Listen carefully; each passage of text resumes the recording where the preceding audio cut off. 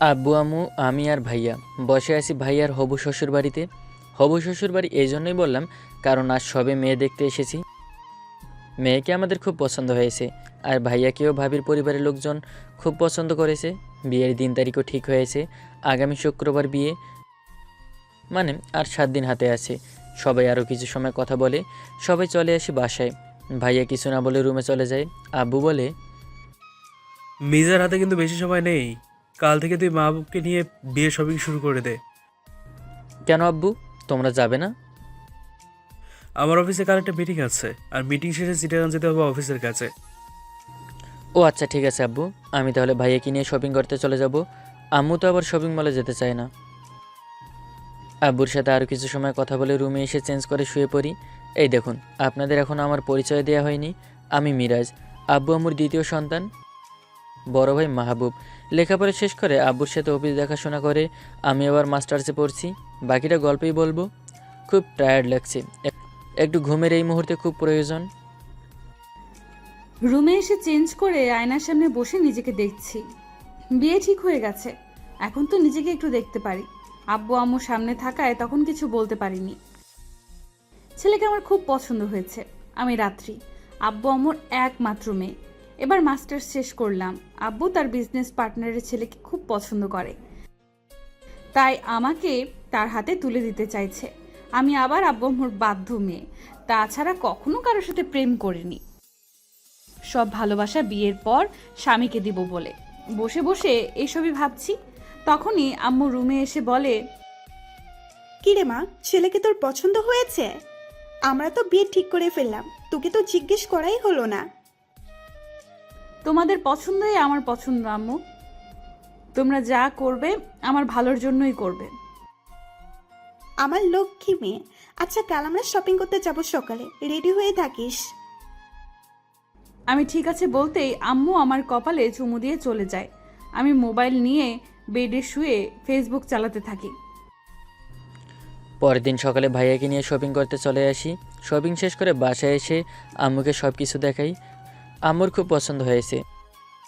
পরের দিন থেকে সকল আত্মীয়দের ইনভাইট করে ফেলি। দেখতে দেখতে বিয়ের দিন চলে আসে। রেডি হয়ে ভাইয়াকে ডাকতে এলে দেখি ভাইয়া রুমে নেই, মনে হয় নিচে আসে, তাই নিচে চলে আসি। কিরে, তুই একা কেন? মা বাবু কোথায়? ভাইয়া তো রুমে নেই, আমি তো ভাবলাম ভাইয়া নিচে। নিচে আসেনি, গিয়ে দেখ, রুমে আছে হয়তো। আমি ঠিক আছে বলে ভাইয়ের রুমে এসে ওয়াশরুম, ব্যালকনি সব জায়গায় খুঁজিও ভাইয়াকে পেলাম না। হঠাৎ চোখ যায় টেবিলের ওপর একটা চিরকুট পড়ে আছে। চিরকুটটা নিয়ে পড়তে থাকি, আব্বু আম্মু, যদি পারো আমাকে ক্ষমা করে দিও, আমি এই বিয়েটা করতে পারবো না। তোমরা আমাকে একবার জিজ্ঞেসও করোনি আমি এই বিয়েতে রাজি কিনা। তোমাদের যা ইচ্ছে হয়েছে তোমরা তাই করেছো। আমি একজনকে 6 বছর যাবৎ ভালোবাসি, তাকে ছাড়া কাউকেই বিয়ে করতে পারবো না। তাই বাধ্য হয়ে বাসা থেকে চলে গেলাম। যদি পারো আমাকে ক্ষমা করে দিও। চিরকুট পরে ভয়ে আমার হাত পা কাঁপছে। আব্বু যদি এই কথা শুনে তাহলে কি হবে? হঠাৎ আব্বু রুমে এসে আমার হাত থেকে চিরকুটটা নিয়ে পড়তে থাকে। আমার মান সম্মান নিয়ে খেলা করার সাহস তুমি কোথায় পেলে? হ্যাঁ, আজ থেকে আমার জন্য তুমি মৃত। আব্বু এখন কি হবে? সবাই এই কথা শুনলে ভাবিদের বাসায় বা কি বলবে? কিচ্ছু বলতে হবে না, এই বিয়ে হবে। বিয়ে হবে কি করে? ভাইয়া তো পালিয়ে গেছে। আমার এক ছেলে আমার জন্য মরে গেছে, এই বিয়ে এখন তুমি করবে। আমি করবো মানে কি বলছো আব্বু? নিজের বাবা, আমার মান সম্মান এখন তোর হাতে। তুই যদি এই বিয়ে করতে রাজি না হোস, আমার মরা ছাড়ার কোনো উপায় থাকবে না। এই কথা বলো না আব্বু, আমি তোমার কথায় রাজি, তবুও তুমি মরার কথা বলো না। আব্বু কান্না করতে করতে আমাকে জড়িয়ে ধরে। আব্বুর চোখে আমি কখনো পানি দেখিনি, কিন্তু আজ ভাইয়ার একটা ভুলের জন্য আব্বুর চোখ থেকে পানি ঝরছে। ভাইয়ের জন্য যে শেরওয়ানি এনেছি, আব্বু সেটা আমাকে পরে বাহিরে আসতে বলে। কি আর করব, শেরওয়ানি পরে রুম থেকে বের হয়ে নিচে আসতে সবাই জিজ্ঞেস করছে ভাইয়ের জায়গায় আমি কেন। আব্বু কিছু না বলে আমাকে গাড়িতে উঠতে বলে, আম্মুকে সব বলে। সব শুনে আম্মু অবাক হয়ে যায়। একটু পর চলে আসি বিয়ে বাড়িতে। কোথায় ভাবলাম বিয়ে বাড়িতে এসে কত মজা করব, ভাইয়ের সব মজাকে আমার জন্য সাজা করে দিয়ে গেল। নিজের থেকে সিনিয়র মেয়েকে এখন বিয়ে করতে হবে। আব্বু ভাবির আম্মুকে, দূর, বিয়ে করতে এসে বউকে ভাবি বলছি। রাত্রির আম্মুকে ডেকে একপাশে নিয়ে বলে, বেন সাহেবা, যার সাথে রাত্রি মায়ের বিয়ে ঠিক করেছি সে আজ সকালে বাসা থেকে পালিয়ে গেছে এই বিয়ে করবে না বলে। তাহলে বর্ষা যে এসেছে সে কে? আমার ছোট ছেলে মিজার, ওর সাথে আপনার মেয়ের বিয়ে হবে। আমাদের আর আপনাদের সম্মানের কথা ভেবে এই সিদ্ধান্ত নিতে বাধ্য হয়েছি। ঠিক আছে ভাই সাহেব, যদি আপনার ছেলের সমস্যা না থাকে তাহলে আমরাও রাজি। এরপর দেখতে দেখতে আমাদের সুন্দর আর আনন্দময় সিঙ্গেল লাইফটার কোরবানি হয়ে যায়, মানে বিয়ে হয়ে গেছে। বউ নিয়ে বাসায় চলে আসি। বাসর ঘরে বসে আছি, রাগে ফোঁস করছি। বড় ভাইকে দেখিয়ে ছোট ভাইয়ের সাথে বিয়ে দিয়ে দিয়েছে। বিয়ের আগে আম্মু এসে বলে, তোমরা সবাই একটু বাইরে যাও, ও রাত্রির সাথে আমার একটু কথা আছে। আম্মুর কথা শুনে সবাই বাইরে চলে যায়।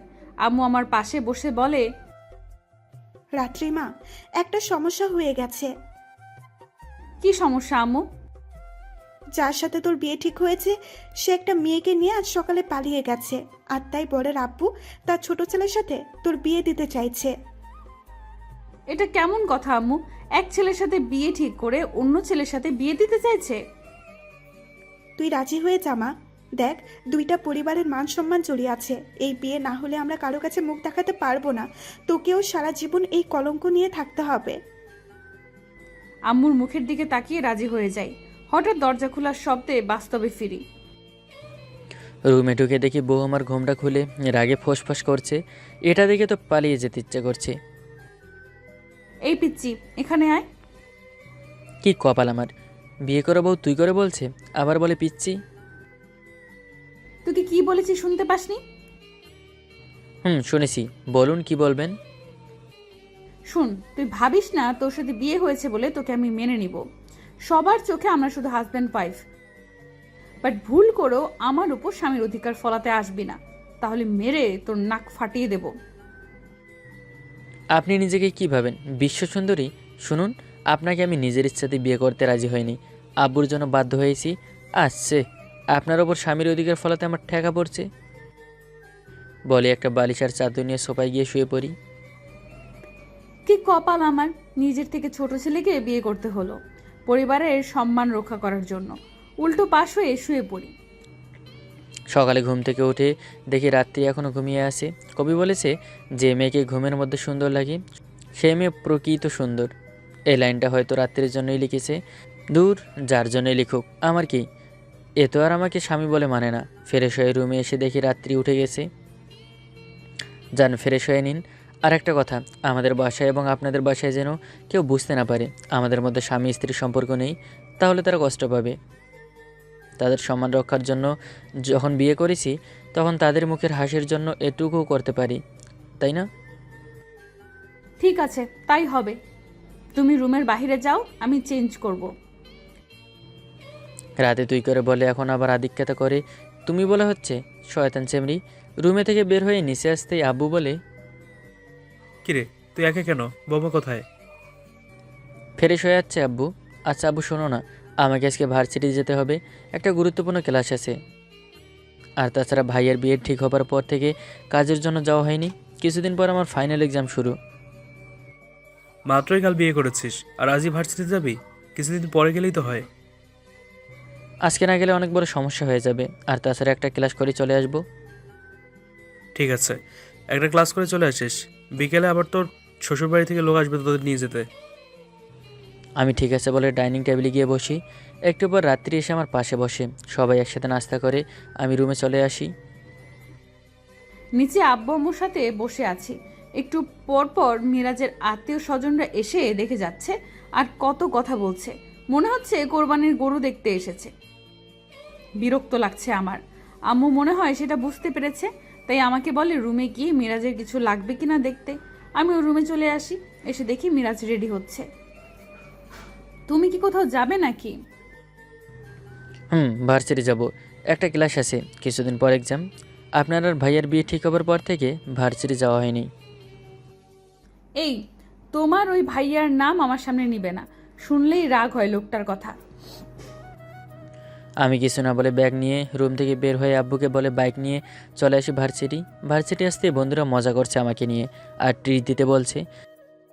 বিয়েতে শুধু নামই হয়েছে, কিন্তু হারামিরা ট্রিট না নিয়ে ছাড়বে না। ঠিক আছে, ক্লাস শেষ করে তারপর তোদের ট্রিট দিব। এখন চল, ক্লাসে হয়ে যাবে। রুমে বসে আছি, একা একা খুবই বোরিং লাগছে। ফেসবুকে গিয়ে ফানি ভিডিও দেখতে দেখতে ঘুমিয়ে পড়ি।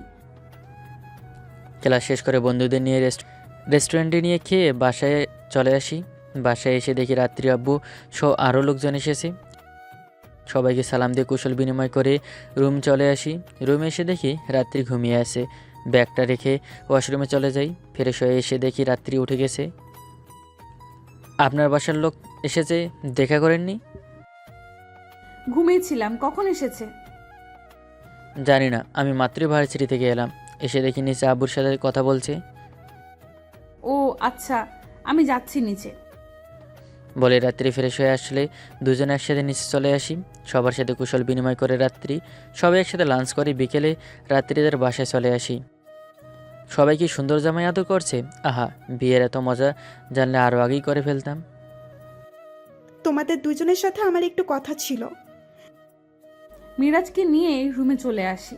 রুমে আসতেই মিরাজ ঘুরে ঘুরে আমার রুম দেখছে। হুট করে মুচকি মুচকি হাসতে থাকে। আমার রুম দেখে হাসছো কেন? তোমার রুমের থেকে বেশ গোছানো আমার রুম। সেটা তো দেখতেই পারছি। আমি হাঁটছি এই জন্য যে আপনার রুমে তো সোফা নেই, ঘুমাবো কোথায়? আমার পাশে ঘুমানোর স্বপ্ন দেখো না, নিচে ফ্লোরে ঘুমাবে। প্রয়োজনে বাসে চলে যাব, তবুও ফ্লোরে ঘুমাবো না। মামাতো বোনের বিয়েতে গিয়ে একবার ফ্লোরে ঘুমিয়েছিলাম, 7 দিন ঘাড় ব্যাকা করে হেঁটেছি। রাতেরটা রাতে দেখা যাবে, এখন ফ্রেশ হয়ে নাও। আমি ঠিক আছে বলে ওয়াশরুমে গিয়ে ফ্রেশ হয়ে এসে দুজনে শুয়ে থাকি। রাত্রিও ফ্রেশ হয়ে এসে আমার থেকে কিছুটা দূরত্ব রেখে শুয়ে থাকে। আচ্ছা, যদি রাগ না করেন তাহলে একটা কথা বলি। রাগ করার মতো কিছু বললে তো রাগ করবই। তাহলে থাক, বলার দরকার নেই। আচ্ছা, রাগ করবো না, বলো কি বলবে। ভাইয়ের সাথে বিয়ে হলে আপনি অনেক সুখী হতেন, তাই না? জানি না, সুখী হতে তো সবাই চায়, কিন্তু কজনার ভাগ্যে সুখ লেখা থাকে। ভাইয়াকে নিয়ে অনেক স্বপ্ন দেখেছিলেন, তাই না? এসব নিয়ে কথা বলতে ভালো লাগছে না মিরাজ, এই টপিকটা বাদ দাও। ঠিক আছে, আচ্ছা আমরা হাজব্যান্ড ওয়াইফ নাই হলাম, বন্ধু তো হতে পারি। বন্ধু হওয়াই যায়, আমার সমস্যা নেই। তাহলে আমি আজ থেকে আপনাকে তুমি করে বলবো, কেমন? রাত্রে মুচকি এসে ঠিক আছে বলে হঠাৎ রুমে রাত্রি বান্ধবীরা এসে মজা করতে থাকে। অনেক সময় সবার সাথে মজা করে সবাই চলে যায়। রাতে খাবার খেয়ে এসে দুজনে শুয়ে পড়ি মাঝখানে বাংলাদেশ ভারত বর্ডার দিয়ে। সকালে ঘুম থেকে উঠে নিজেকে মিরাজের বুকে আবিষ্কার করি। কোলবালিশ নিচে পড়ে আছে, দেখি আমি মিরাজের দিকে এসে শুয়ে আছি। ঘুমন্ত মিরাজকে দেখে চোখ ফেরানোর দায় হয়ে যাচ্ছে। একটু পর মিরাজকে নড়াচড়া করতে দেখে আমি মিরাজকে ছেড়ে উঠে ওয়াশরুমে চলে যাই। ঘুম থেকে উঠে দেখি রাত্রি নেই, মনে হয় ওয়াশরুমে গিয়েছে। উঠে বসে আছি। একটু পর রাত্রি বের হয়ে আসলে আমি গিয়ে ফ্রেশ হয়ে নেই। সবার সাথে নাস্তা করে রুমে বসে আছি, রাত্রি আর আমি। রাত্রির আম্মু এসে বলে, আম্মু বলো কি বলবে। আমি জানি তোমাদের মাঝে এখনো হাজব্যান্ড ওয়াইফের সম্পর্ক নেই, তোমাদের হয়তো আরও সময় লাগবে একে অপরকে মেনে নিতে। তবে একটা কথা মনে রেখো, তোমরা বিয়ের মতো পবিত্র বন্ধনে আবদ্ধ হয়েছ, কখনো কোনো ভুল করো না। যত তাড়াতাড়ি একে অপরকে মেনে নিবে তোমাদের জন্যই ভালো।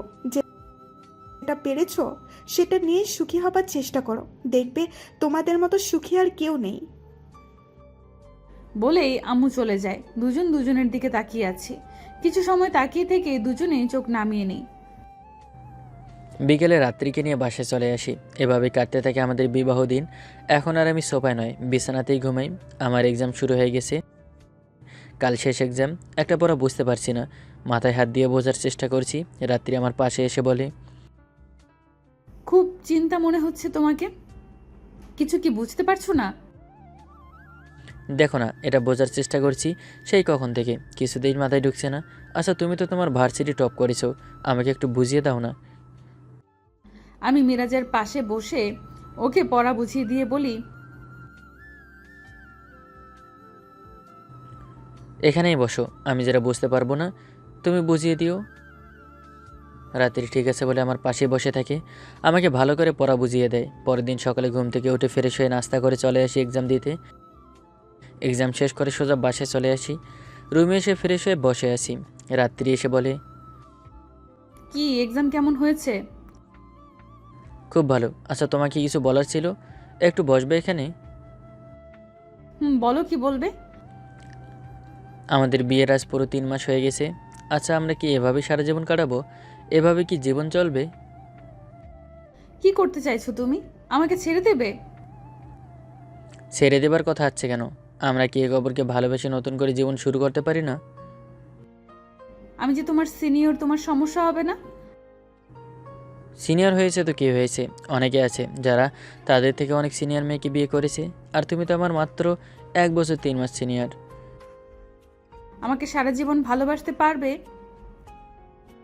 তুমি একবার ভালোবাসার সুযোগ দিয়ে দেখো, কখনো তুমি ছাড়া আর অন্য কোনো মেয়ের দিকে তাকাবো না। রাত্রি আমাকে শক্ত করে জড়িয়ে ধরে বলে, ঠিক আছে, তবে আজ থেকে আমাকে তোমার নামে লিখে দিলাম। কখনো তোমার বুক থেকে আমাকে দূরে সরিয়ে দিও না। সারা জীবন এইভাবেই তোমার বুকে থাকতে চাই।